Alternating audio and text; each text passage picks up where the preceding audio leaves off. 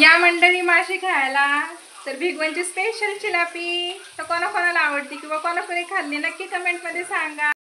हाय नमस्कार मंडळी, कशा आहात सर्वजण। तर मी आज तुमच्यासोबत शेअर करणार आहे फिश फ्राय। तर व्हिडिओ स्किप न करता सर्वांनी पूर्ण वॉच करा आणि कोणता फिश आहे, कसं बनवणार आहे हे सर्व मी तुमच्यासोबत शेअर करणार आहे। तर शेवटपर्यंत व्हिडिओमध्ये राहा। तर चला आपण व्हिडिओला सुरू करूया। तर मी इथे भिगवणची स्पेशल चिलापी घेतलेली आहे। तर याला मी बाहेरचा कोणताच मसाला वापरणार नाहीये, घरच्या घरीच जे आपल्या घरात मसाले असतात ना त्याच मसाल्यांपासून कडक फ्राय बनवणार आहे आणि एकदम टेस्टी। तर याच्यावरती आपल्याला घरी जो काळा मसाला आपण कुटलेला असतो ना तो मसाला टाकून घ्यायचा। एका साईडने पूर्ण मसाला टाकून घ्यायचा माशांवरती। त्याच्यानंतर आपल्याला चवीनुसार मीठ टाकायचं आणि त्याच्यानंतर हळद टाकायची। तर तो पूर्ण सर्व मसाला माशांना लावून घ्यायचा आणि आपण हाताने त्याला असं मिक्स केलं तरी चालेल किंवा असं चिटकवलं तर पण आपण हाताने मिक्स केलं ना तर तो पूर्ण आपण चिरा मारलेला असतो ना त्याच्यामध्ये मसाला जातो, त्यामुळे हातानेच लावून घ्यायचं आणि मासे पलटी करून पुन्हा तेच प्रोसेस करायची। मसाला टाकायचा, मीठ टाकायचं, हळद टाकायची आणि त्याला पूर्ण लावून घ्यायचं। तर बाहेरचे शक्यतो मसाले वापरायचे नाही, घरच्या घरीच मसाले वापरून कडक फ्राय एकदम टेस्टी हॉटेलसारखी होते। तर एकदा नक्की ट्राय करून बघा। आणि याच्यानंतर आपला हळद मीठ तिखट लावून झालं ना त्याच्यानंतर आपल्याला लिंबू लावायचा आहे।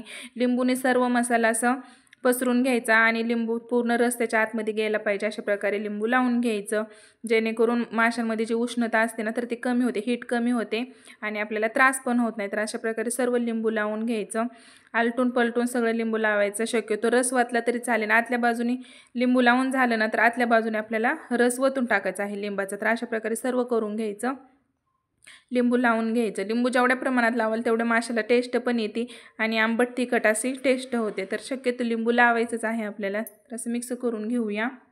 तर मी नेहमी वेगवेगळ्या प्रकारे मासे बनवते, तर माझ्या खाली व्हिडिओ पण आहेत माशांचे, तेही जाऊन बघा, वेगवेगळ्या प्रकारे बनवलेले आहेत।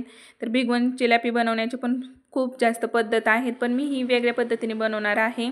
अशी पण खूप टेस्ट होते आणि याला शेवटनं मी एक वस्तू लावणार आहे, त्याने आणखीन क्रिस्पीसारखं होणार आहे। तर व्हिडिओ शेवटपर्यंत पहा, कुणीही स्किप नका करू। तर आपल्याला लावायचा आहे रवा। तर ती गोष्ट आहे रव्यामध्ये टाकून आपण फ्राय करायला घेतलं ना ते एकदम कडक होतं, रव्यामुळे मासा पूर्ण कडक होतो आणि आहे तशी 1-2 तास जरी मासा ठेवला ना तरी तसंच कडकपणा राहतो त्याच्यामध्ये।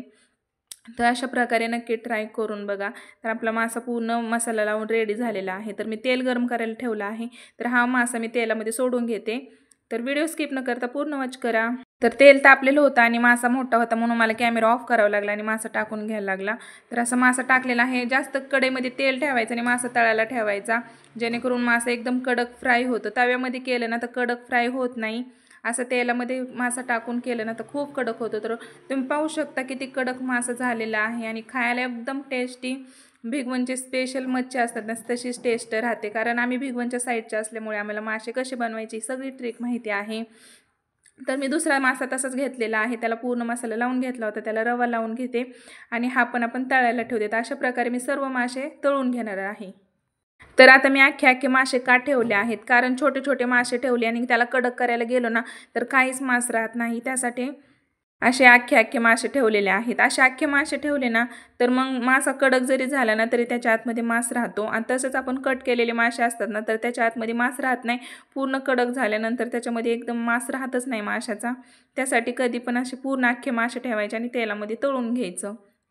तर हे तेल आपल्याला लाल लाल दिसत असेल तर जे आपण हळद वगैरे जास्त प्रमाणात टाकली होती ना तर ती हळद आहे ना तर ती तेलामध्ये सुटलेली आहे। जे आपण वरती रवा वगैरे लावलेला आहे तर तो तसंच माशांना आहे, आतमध्ये जी हळद होती ना तर ती तेलामध्ये पसरलेली, त्यामुळे आपलं तेल लाल दिसत आहे। तर हे मासे स्पेशली भिगवणवरूनच आणलेले आहेत आणि याची टेस्ट वेगळीच राहते। जे पुण्यात मासे भेटतात ना त्या चिलापींची टेस्ट वेगळी राहते आणि भिगवणच्या चिलापीची टेस्ट वेगळीच राहते। तर अशा प्रकारे सर्व मासे मी तेलामध्ये तळून घेतलेले आहेत आणि एवढा कडकपणा आलेला आहे ना, रव्यामुळे खूप कडक असे मासे झालेले आहेत। तर एवढे मोठे मासे होते ना तर तेलामध्ये पण ते मावत नव्हते, कढई पण छोटी पडली आणि मासे खूप मोठे झाले होते, पण तरी मी कढईमध्येच तळून घेतले। तव्यामध्ये केलं ना तर कडक होत नाही, त्यासाठी कधी पण मासे आपल्याला कढईमध्येच तळायचे असतात।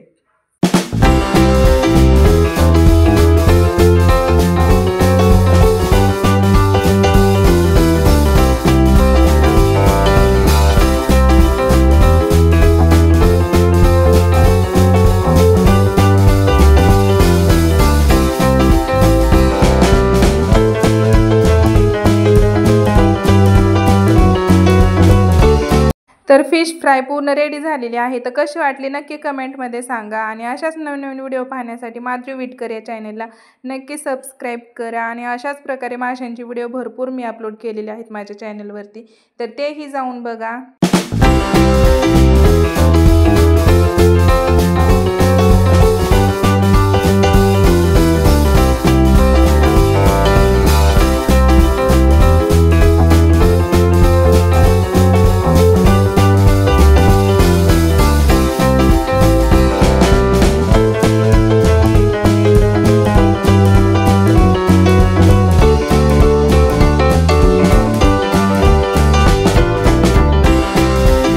तर या सर्वांनी मंडळी फिश फ्राय खायला.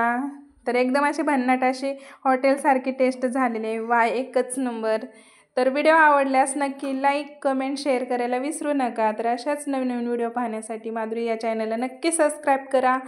तर चला आपण भेटू नेक्स्ट व्हिडिओमध्ये. खात राहा, मस्त राहा, स्वस्त राहा. Bye bye.